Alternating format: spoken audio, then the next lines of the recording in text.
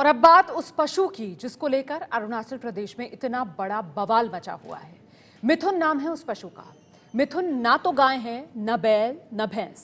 तब फिर आप सोच रहे होंगे कि आखिर ये मिथुन है क्या चीज। आइए दिखाते हैं आपको।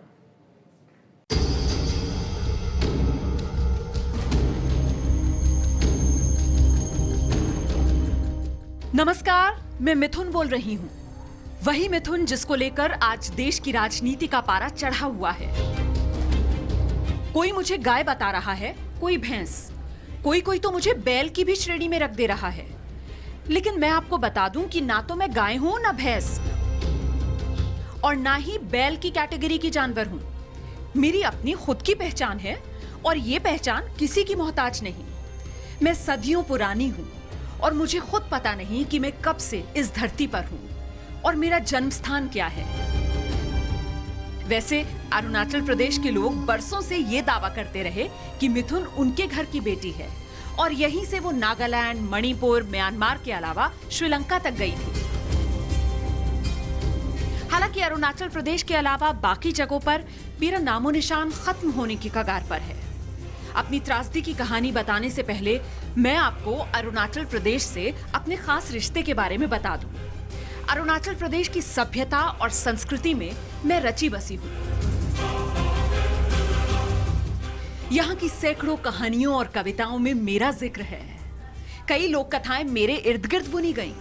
यहाँ के स्थानीय लोग मुझे सेबे कहते हैं, जबकि यहाँ के धार्मिक ग्रंथों में मुझे सेनई के नाम से पुकारा जाता है। आप ये जानकर हैरान रह जाएंगे कि अरुणाचल प्रदेश की आर्थिक, सामाजिक, सांस्कृतिक और धार्मिक व्यवस्था भी मेरे आसपास घूमती है।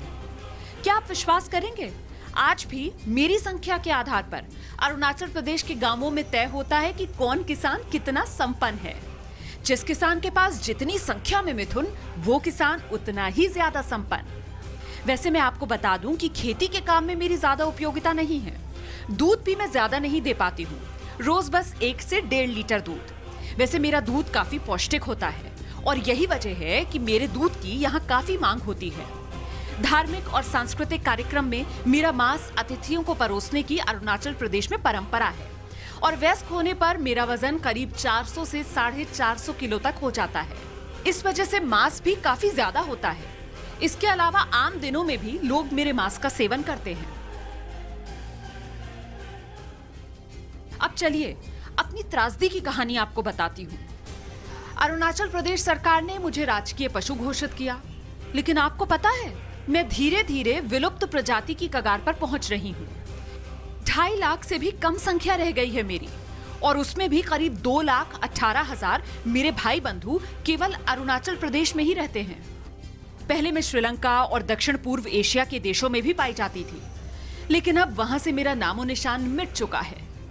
अच्छी बात है कि नागालैंड सरकार ने एक रिसर्च सेंटर खोलकर मेरी घटती संख्या को रोकने की पहल की।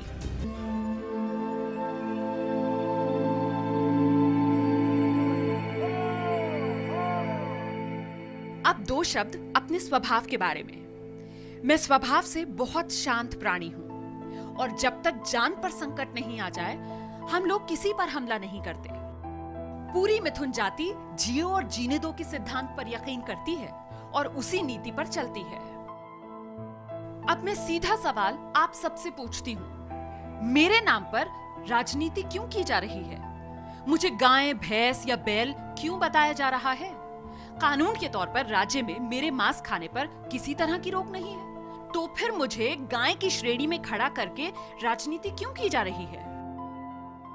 अरुणाचल प्रदेश में राष्ट्रपति शासन लगा, सही लगा, गलत लगा, मुझे इससे क्या लेना देना।